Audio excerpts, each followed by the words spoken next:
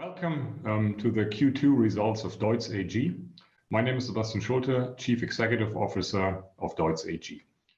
Just a short disclaimer, as usual, we're going to go quickly through it. But let me start with looking back on the key operational and strategic developments in the first half year, in particular the second quarter of 2022.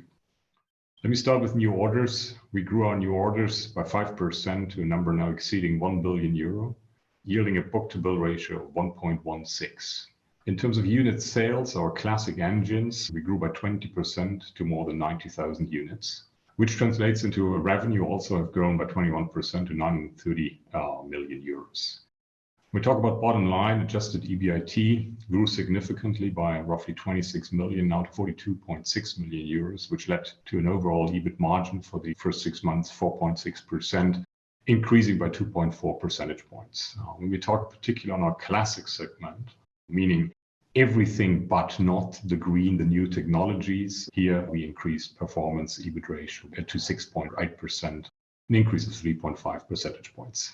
On a more qualitative side, we launched earlier this year a multi-phase strategy process. We defined our first 4 priority areas of action, come to that later. On the technology side, as you know, we have developed a hydrogen engine, 7.8 liter, and for that engine, we launched the first pilot project in a genset with a local utility provider here in Cologne, Germany. On the commercial side, we initiated and actually completed the second round of price increases in order to be able to pass on the cost increases at a large scale to our customers. But obviously, there are still dark clouds around, and we'll come to that also later, particularly in terms of gas supply. That's, I think, one of the big topics for the industry. But we have made our preparations, what we would do in our facilities if we come to potential gas rationing. Powering Progress, the name of our strategy program. As said, we defined 4 priority areas of action here. And we call it Priorities, Performance, Potential, and Passion. And priorities, obviously here addressing our key overarching strategic topics. It's more mid and long term. Performance, particularly also in the short and mid term, improving our commercial performance overall for the group, but also in individual areas. And potential really brings us to particular technological change that we are able here to improve our technological capabilities of DEUTZ and developing alternative drive systems. So towards electrification, hydrogen, and also fuel cell. But nothing happens, nothing works without passion. And it's very important because we are in the middle of a big transformation here at DEUTZ. And that doesn't work without the passion of our team. So we need to ensure that we continue to put our values into practice, that we also continue to improve our culture, the way we work and the way we cooperate through all different functions and parts of the businesses. So for this Powering Progress initiative, as I said, it's a multi-phase process and we have to find the first targets. So now moving on over the next years in order to achieve milestone by milestone to bring the company further. Performance initiative, good point right now. One of the big issues we're all facing is obviously the uncertainty and the volatility on the market. Starting really with the issue on the supply side, raw materials have been hiking significantly, stabilizing a bit recently. Energy prices due to the ongoing crisis, geopolitical crisis, the uncertainty about gas supply. Electricity is on a record high, gas price on a record high, and we mustn't forget logistics as well, because here we have really seen over the last 12 to 18 months, unseen before, a hike in prices for sea freight and all other sort of freights. We need to obviously continue here a productive and constructive dialogue with our long-lasting supplier. There's always a portion of pain sharing. We won't let our partners do that by themselves. But the same we also expect from our customers. And in this process here, which works with all our functions and regions, we are now able to assess the impact in a very structured way. And then we have entered into constructive dialogues with our customers in order to share the pain. And we have here established a process to spread these burdens of the rising costs, particularly for raw materials, energy, and logistics. And that's obviously a short-term issue right now. But we have to expect that the situation is not over yet soon because of all these geopolitical uncertainties, which haven't stopped, unfortunately. And that brings me to the next topic here. We have defined already after the first quarter a process of how we pass on the price increases. And what we do right now is we are in negotiations with pretty much all of our customers. The objective is really to increase the prices in the range between 8 to 12% for our new engine business in 22. And we have made significant progress here with the majority of customers. We have concluded agreements for the time being. We already started the year effective January 1st, 22 with the first round, which we negotiated last year. But now we have almost concluded all the negotiations for the second round, majority of them being enforced since July 1st. So we will not see that yet in the numbers of the first half, but it will start materializing now in the months to come for the rest of the year. And again, this will help us. It's absolutely necessary now to keep our position, our margin position, in order not to take the entire burden of these unforeseen cost increases, which we have across energy, raw material, logistic, and product costs. One rather product strategic initiative is also we want to continue to diversify our customer base. We see here always in gray the starting point last year, and in red the foreseen starting point in 26. We want to sharpen really the focus of our sales activities across the regions, across all customers, and we want to expand the customer base in the ABC groups. These are those customers with a volume of more than 2,500 engines per year, in order to reduce the dependency on individual customers. That brings us to a diversification of demand, and that will make us more resilient as DEUTZ for the years to come. Another subject of our performance initiatives is really the reduction of the variance, optimizing our existing portfolio.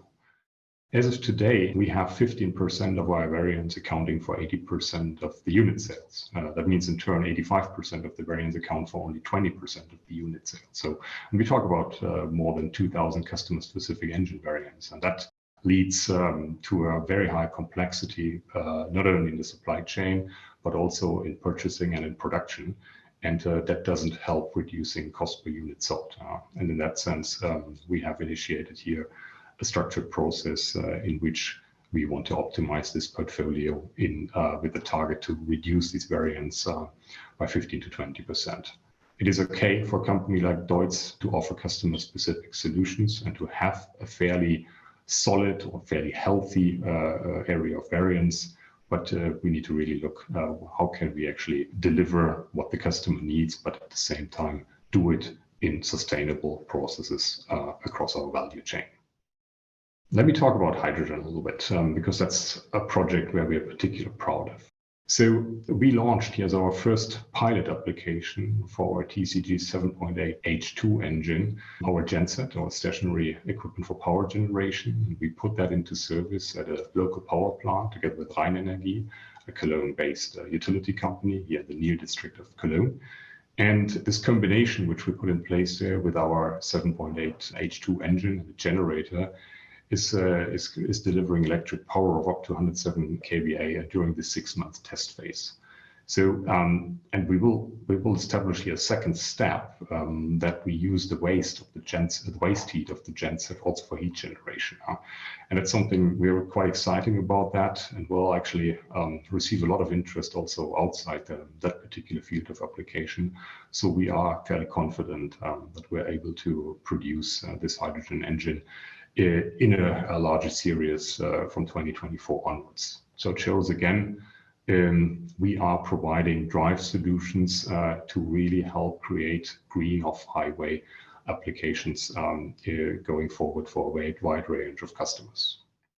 But now let me get on the numbers a bit more specifically. So as said before, new orders from H1-21 to H1-22 grew by almost 5% to 1,077.6 million euros. Unit sales rose by 16%. That's including our Torqeedo numbers, and revenue rose by 21% to 930 million in the first half of 22.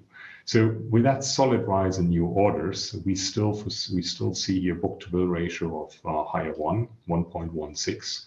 It's not the same dynamic as it was in 2021 at the same period, but again, that was coming from a very depressed COVID year 22.